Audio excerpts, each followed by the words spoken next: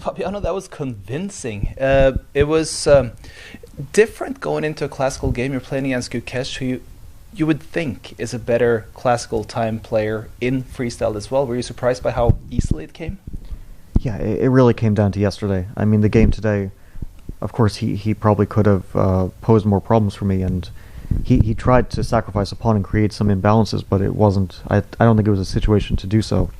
It was right out of the opening, and I didn't make any mistakes, like conceptual mistakes. Sometimes a pawn sacrifice can be very dangerous, but in this case, it was just like on move 4. I so far haven't done anything to. My position doesn't deserve that violent treatment, I thought. So, yeah, that's what happens. Like he went for it. It just didn't work out. His compensation completely fizzled out to an extent where he was just in a hopeless situation very early on. He didn't want to prolong the torture, which I do understand as well, because I think his chance of winning that was approximately 0. Yeah. Barring a medical emergency, is about 0. And yeah, I think that the starting position maybe isn't too favorable to play for a win. So it really comes down to that game yesterday, which was super close. And if it had been a different result, we would have also seen a different game today. There's been a lot of focus in this freestyle chess tournament about the age gap, a generational battle, some people are calling it. Are the more experienced players proving that they're also better at adapting to freestyle right now? Well, I was asked this question before the tournament. I forget by whom, and I said that maybe we still have a bit of an advantage here because some of the qualities that the younger players have, which includes the energy that they have, an energy advantage over us. They're younger, a bit younger. They have a bit more energy, although we're not old men or anything. But still, it is a bit different when you're in your 30s than when you're in your 20s in terms of being able to prepare 4 hours before a game, and if you're playing a tournament that's 3 weeks long. And here the preparation before the game is non-existent. Yeah. There's 10 minutes. It doesn't sap your energy at all. So that is a little bit of an advantage, I think, which can make itself felt. And I mean, I can't say this for myself, but perhaps for some of the other players, they're not as focused on the intensive opening work that we went through. When you work 8 hours a day on your openings in your 20s, and at some point you have other life responsibilities, and also maybe not the motivation to do that every day.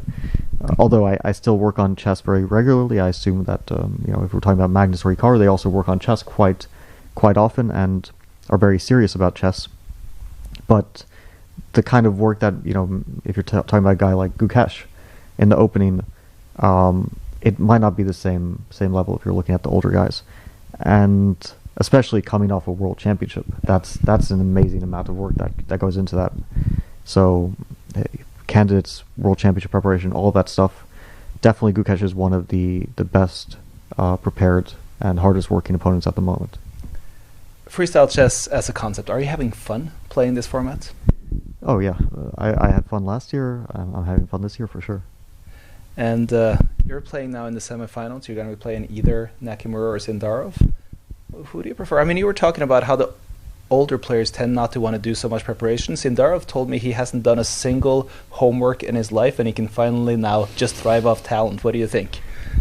Yeah, of course, everyone's a bit different, right? Some players don't like that level of opening work. I always enjoyed it, but I feel like in the last few years it's a bit of a less creative process compared to the majority of the time that I was playing at the highest level. And opening work, I think, was always very creative. But engines got stronger to the point that the creative aspect did go down a bit. So here it's totally different. It's purely creative. We even don't have engines, so it's even more creative process. We just have to think on our own for 10 minutes, confer with other players a little bit, and we almost never... in this game, basically, we made two conclusions. One is that the knight goes to b3 and black's knight goes to b6.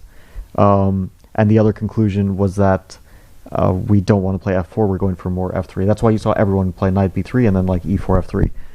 So those were our only conclusions. It was basically the first two moves, and that's all we decided. And that's chess.